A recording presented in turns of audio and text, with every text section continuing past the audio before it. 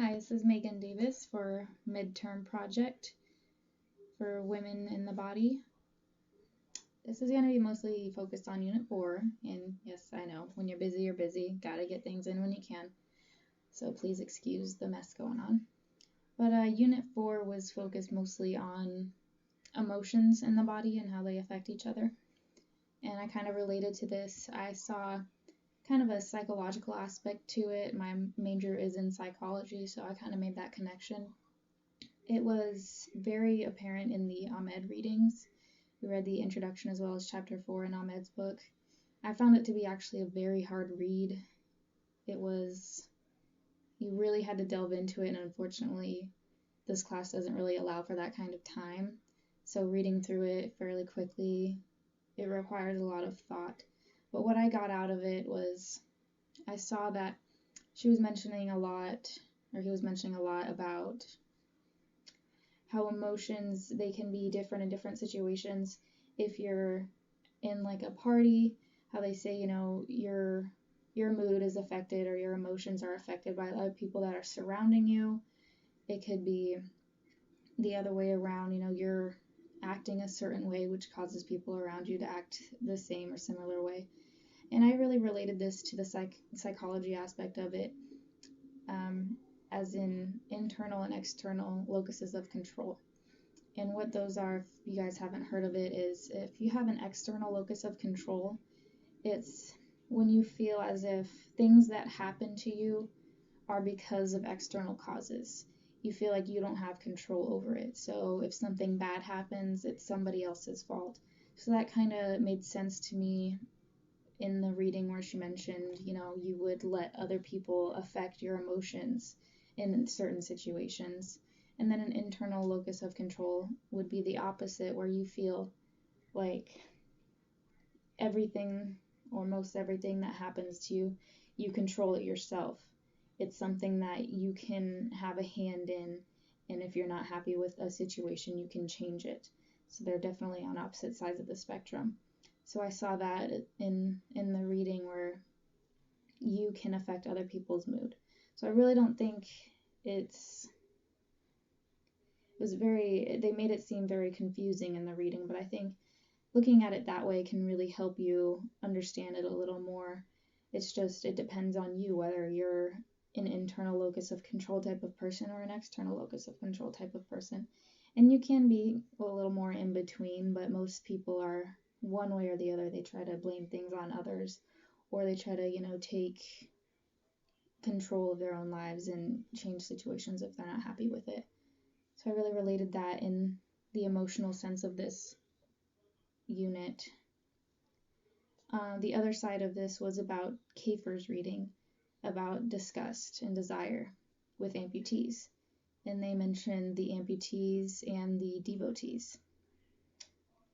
So we're going into the disgust that maybe the amputee feels about themselves, or the disgust that is brought upon the devotees for their feelings. So we're still in the emotional aspect of this. And from the reading, a devotee is, of course, someone who prefers a relationship with an amputee. And this obviously doesn't mean that that's what the amputee technically prefers, because one of the definition for a devotee, it says someone whose reaction on encountering such a person is massive and overwhelming.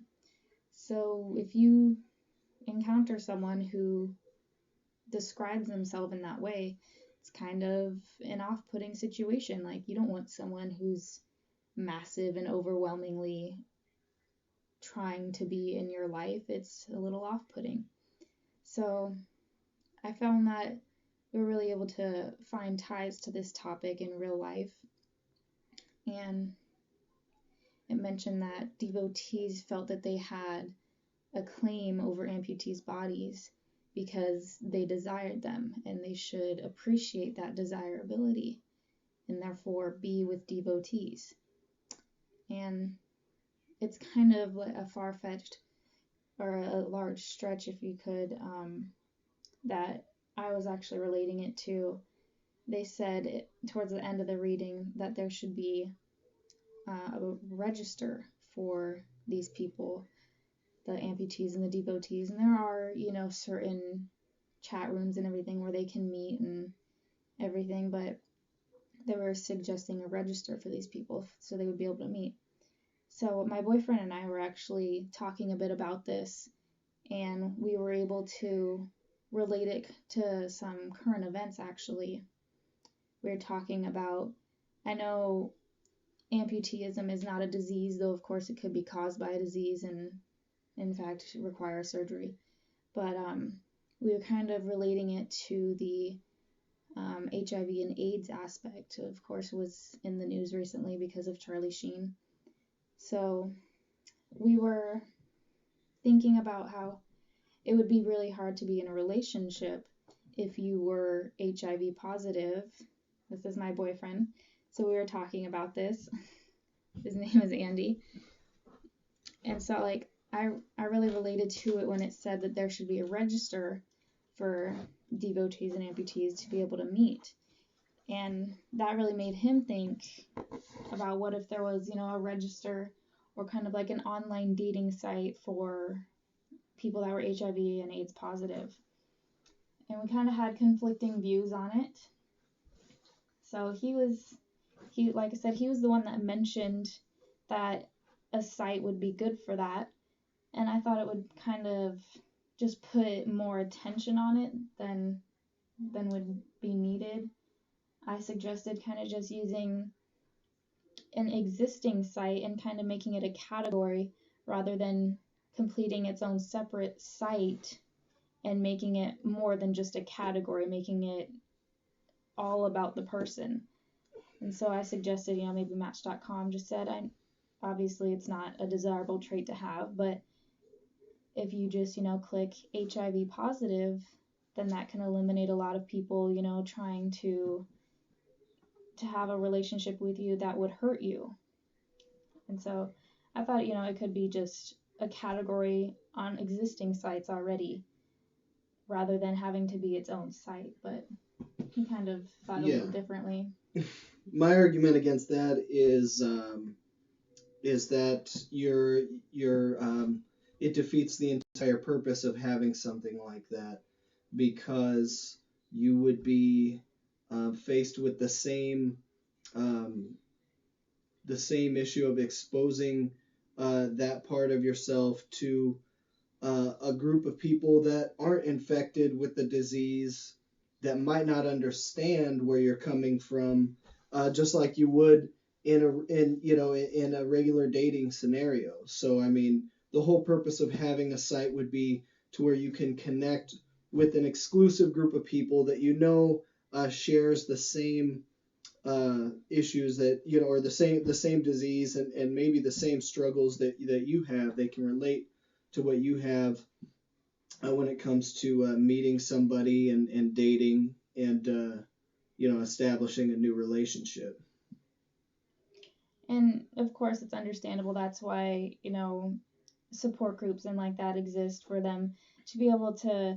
It's mostly, for the support, but it's not technically for the relationship aspect of it. But, I'm sure relationships evolve out of those.